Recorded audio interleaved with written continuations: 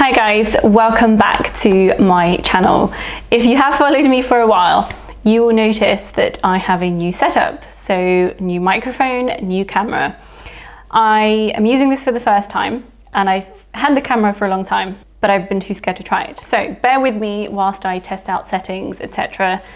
Hopefully it will mean eventually a much better watching and listening experience. Anyway, I get a lot of questions about eToro copy trading and my thoughts around it, because if you'll notice, some of my most popular videos are actually about eToro. And one of the things that eToro is most famous for is its copy trading feature. Now, if you don't know what copy trading is, it is essentially a feature of eToro where you can copy other people's portfolios. So they have loads of traders with different strategies and different stats, and you can choose to copy their portfolios. They also have a copy portfolio feature rather than a copy trader feature where you can invest into portfolios under a certain theme. So for example, a driverless cars theme or a renewable energy theme, etc. So I just thought, rather than always trying to answer these questions via messages, I would just make a video that I could point people to and just get this out once and for all. So the first thing to mention is that whilst I've been experimenting with copy trading in my virtual portfolio and I've made a lot of money in a short space of time, it's really important to remember that it's not a get-rich-quick scheme. It might have just been that I got really lucky, or it was about the timings that I started. And also the virtual portfolio has a lot more money that you can use. So obviously the more you invest, generally when the returns are good, then the more money you will make. I think one of my issues with the perception around copy trading online is that many people seem to think it's just a get-rich-quick scheme, but it's not. It is designed to help people who don't want to make the decisions themselves and want to follow people who, you know, make it their life to invest and trade and be more active around investing. It is not to say that you will put in your money this month and in 6 months down the line you will be up 40%. That's just, no one can guarantee that. So I do think that's one of the important things to remember and not get sucked into what people seem to think and then get disappointed. So it's just like normal investing, you are just having help from other people. The other thing that I think is that it is a much easier way to dip your toes into investing when you don't necessarily fully know how to choose companies yourself yet, and it could really help you gain that confidence. And like I mentioned before about the virtual portfolio, that's how I started with eToro, is through that virtual portfolio, trying to learn how to do things. And obviously if you want to try it out, I've got a link down below, and you can use the virtual portfolio without actually depositing money, etc. So I do think it's a great way to learn, and I think once you're ready to take that plunge as well, copy trading is a good way of doing that. Now, there's 2 points I want to raise as a result of that. Firstly, you shouldn't put all of your money into copy trading. So a lot of people, again, for some reason, want to put all of their money that they're putting towards investing into copy trading.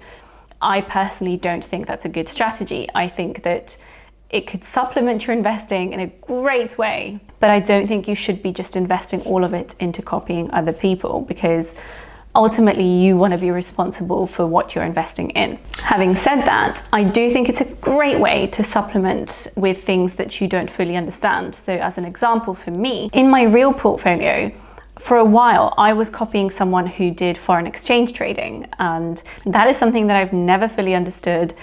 I've never got my head around properly, and we did a lot of foreign exchange stuff in my chartered accountancy qualification, but I hated it. So having someone sort of do that for me was great, because I had that exposure to the currency markets without having to fully understand them myself.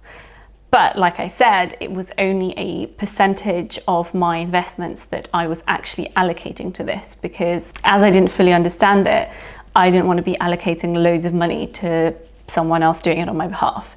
Hopefully all that makes sense. This video is a bit of a mishmash of just my thoughts around copy trading. The next thing on my list is the element that you don't really get to see the amounts in the person's portfolio So you can see the percentages of allocations around what they're investing in. So, oh, they've got 10% of their portfolio in Bitcoin.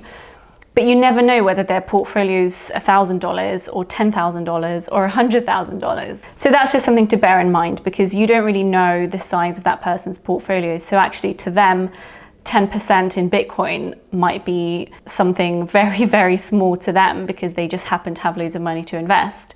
Whereas for you, 10% of what you're investing is still a significant sum to you. So just have a think about that before you decide to copy someone. I don't think it's a bad thing. I just think it's something that people need to consider and be aware of. I actually personally also seem to prefer the copy portfolios feature rather than the copy traders feature. I've still not been able to do it in my real portfolio because I'm trying to save up the money to do it, and I will do it eventually. It's why I'm not really putting too much into other things at the moment, because I am more of a long-term investor. So I'm just trying to put that money away so I can invest into one of the copy portfolios, because they all seem to be doing so well on my virtual portfolio, and I think it's a great idea. So I think it will be the renewable energy one that I end up investing in. If you followed my account, you know I'm big on renewable energy. I sort of see that element as almost like an ETF. So you are basically just purchasing a portfolio of shares under a particular theme. So it's not really someone who is actively constantly changing things and with no necessarily particular theme. It's just, okay, I want to invest in renewable energy, so I'm investing in this portfolio. Now the portfolio is still managed, so it's not like you're just buying those companies and that's it, but they will always be sort of the renewable energy ones, and they will buy in and out of companies to try and get you those better returns. I do also think it's a good idea for people who don't have necessarily much time to keep on top of their investments. So it is time consuming trying to stay on top of the news and what's happening with the companies and the stock market. So with these portfolios and the traders, these are people who are doing this mostly for a living. Like a lot of the copy traders actually get paid to do this. So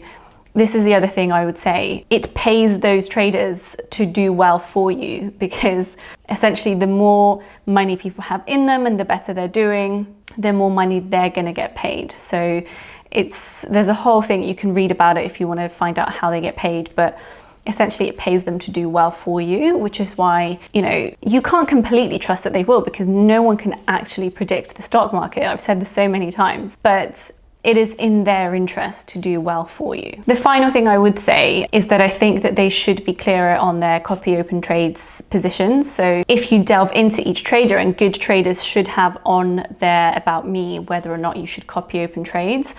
But I still get so many questions around what does it mean? Should I copy open trades? Should I not? And it completely depends on the type of person you're copying. But I think the fact that most people don't understand what it means, to me seems like there could be something that maybe they could do on the page where you're sort of selecting whether you're copying open trades or not. And I think that there's a danger there that a lot of people will essentially lose money from copying because they might buy in at a high. If there's a trader who tries to sort of buy low, sell high and is constantly updating their positions, you might buy in at a high and then they might just sell straight away. So you then are at a disadvantage. With traders like me, I hold for a long time, so that's not really a factor for me. But I think it is important, again, to consider that before choosing whether to copy or not. Essentially, overall, I genuinely think it's a brilliant thing. I am a huge fan of copy trading, and I know there are people who aren't, and there are people who are.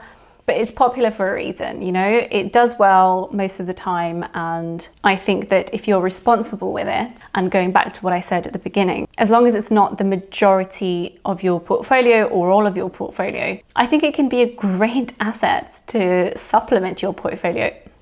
I can't speak today. I think it can be a great asset to supplement your I think it can be a great asset to supplement your portfolio. I would love to hear your thoughts about what you think about copy trading. What are your thoughts around it? Let me know in the comments below, and I'll see you in the next video. Bye.